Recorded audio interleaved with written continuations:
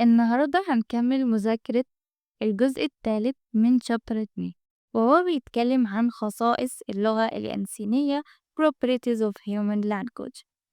أول خاصية معانا وهي ال arbitrariness وهي الاعتباطية، يعني مفيش علاقة منطقية بين الكلمة ومعناها.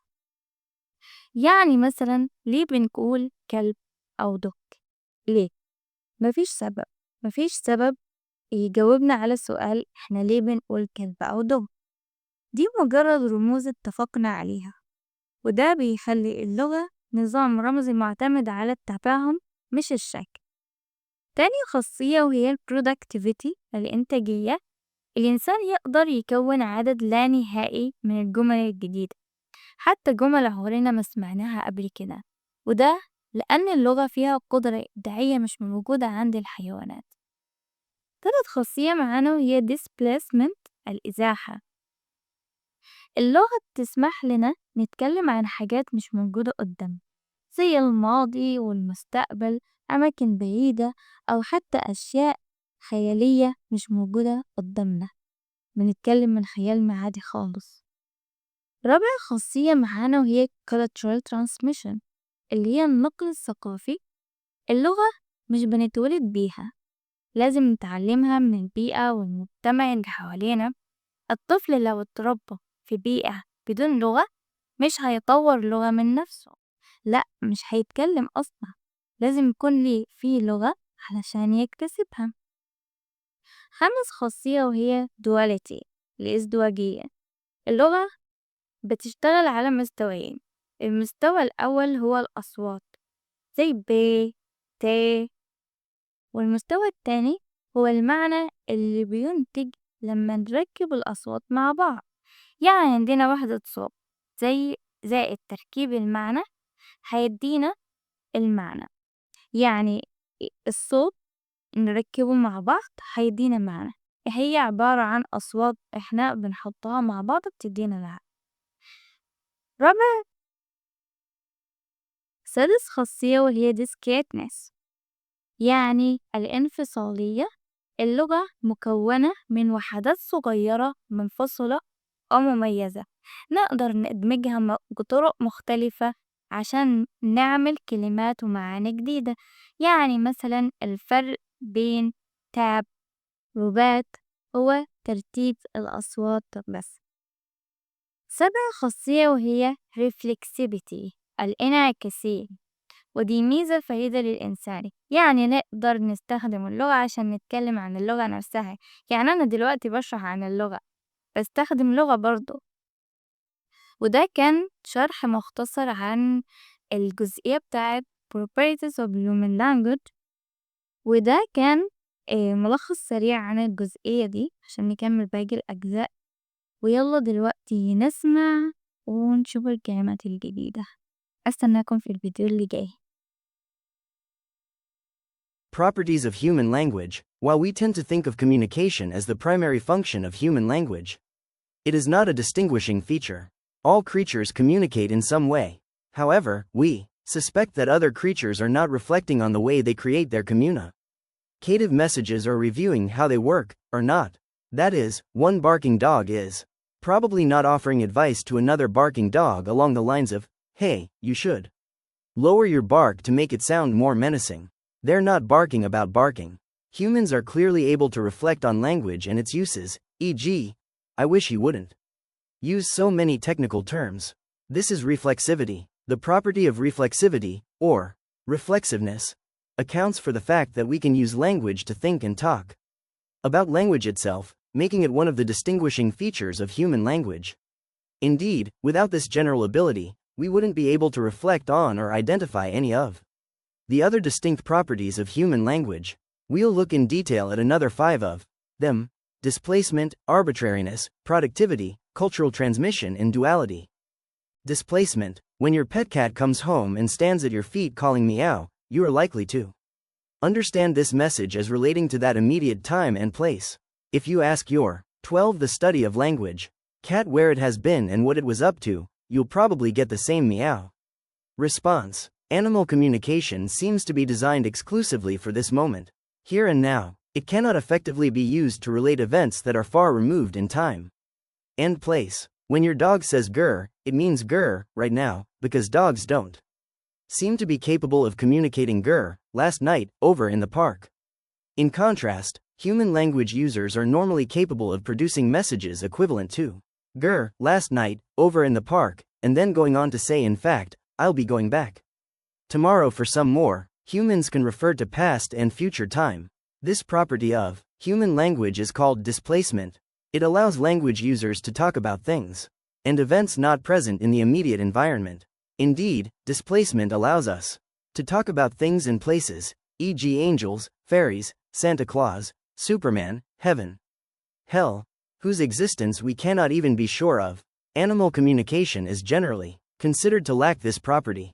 We could look at bee communication as a small exception because it seems to have some version of displacement. For example, when a honeybee finds a source of nectar and returns to the beehive, it can perform a complex dance routine to communicate to the other bees the location of this nectar. Depending on the type of dance, round dance for nearby and tail wagging dance, with variable tempo, for further away and how far, the other bees can work out where this newly discovered feast can be found. Doesn't this ability of the bee to indicate a location some distance away mean that bee communication has at least some degree of displacement as a feature?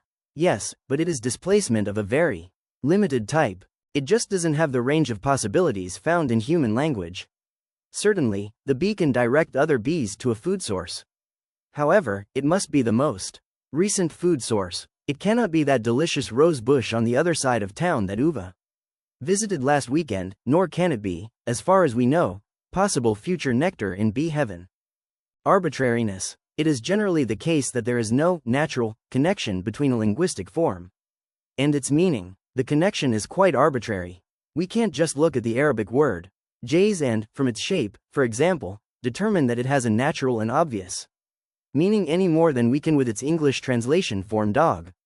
The linguistic form has no natural or iconic relationship with that hairy four-legged barking object out in the world. This aspect of the relationship between linguistic signs and objects in the world is described as arbitrariness.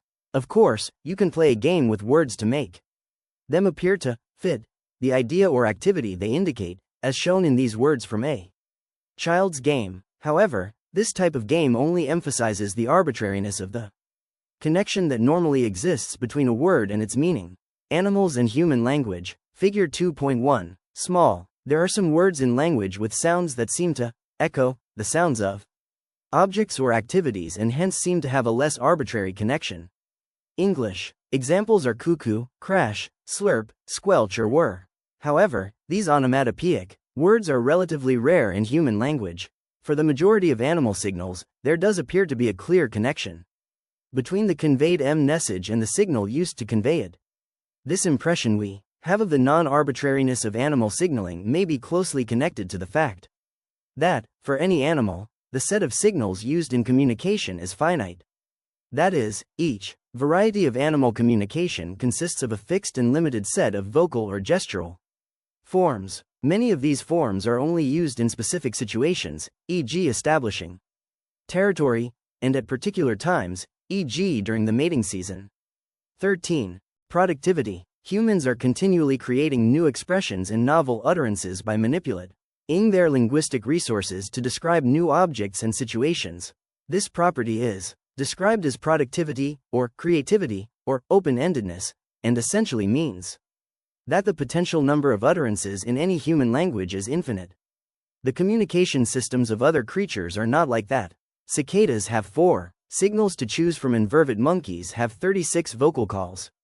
Nor does it seem possible for creatures to produce new signals to communicate novel experiences or events. The honeybee, normally able to communicate the location of a nectar source to other bees, will fail to do so if the location is really new.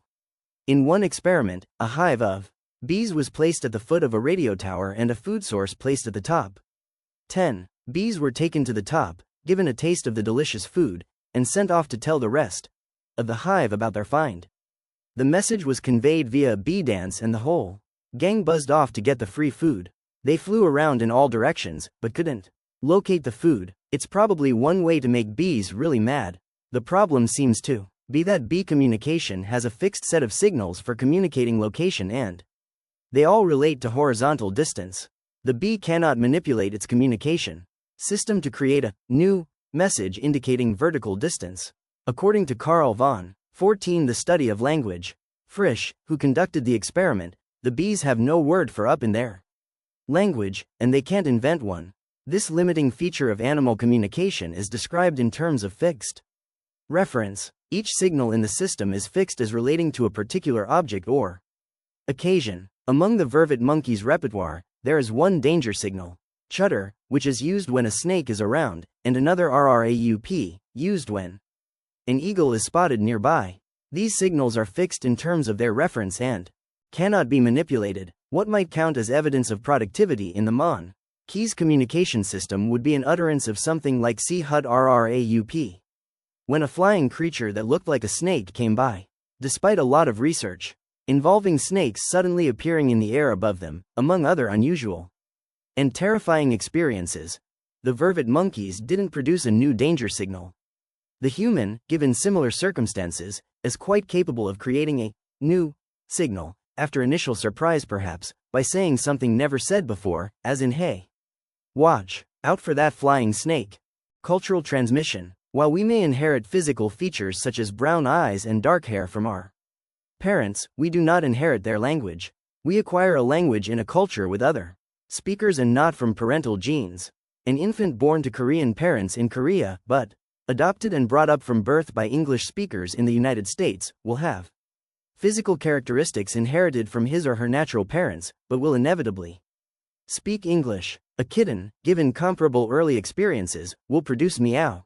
Regardless, this process whereby a language is passed on from one generation to the next is described as cultural transmission. It is clear that humans are born with some kind of predisposition to acquire language in a general sense.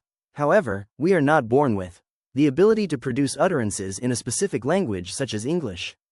We acquire our first language as children in a culture. The general pattern in animal communication is that creatures are born with a set of specific signals that are produced instinctively. There is some evidence from studies of birds as they develop their songs that instinct has to combine with learning, or exposure, in order for the right song to be produced. If those birds spend their first 7 weeks without hearing other birds, they will instinctively produce songs or calls. But those songs will be abnormal in some way. Human infants, growing up in isolation, produce no instinctive language. Cultural transmission of a specific language is crucial in the human acquisition process. Duality. Human language is organized at 2 levels or layers simultaneously. This property is called duality, or double articulation. In speech production, we have a physical level at which we can produce individual sounds, like N, B and I. As individual sounds, none of these discrete forms has any intrinsic meaning. In a particular combination, such as bin, we have another level producing a meaning that is different from the meaning of the combination in nib. So, at one level, we have distinct sounds, and at another level, we have distinct meanings. This duality of levels is, in fact, one of the most economical features of human language because, with a limited set of discrete sounds, we are capable of producing a very large number of sound combinations, e.g. words, which are distinct in meaning. Among other creatures, each communicative signal appears to be a single fixed form that cannot be broken down into separate parts. Although your dog may be able to produce "woof, I'm happy to see you," it does not seem to do so on the basis of a distinct level of production combining the separate elements of W plus OO plus F. If the dog was operating with the double level, i.e. duality, then we might expect to hear different combinations with different meanings, such as "ooh, I'm hungry," and "foo, I am really bored."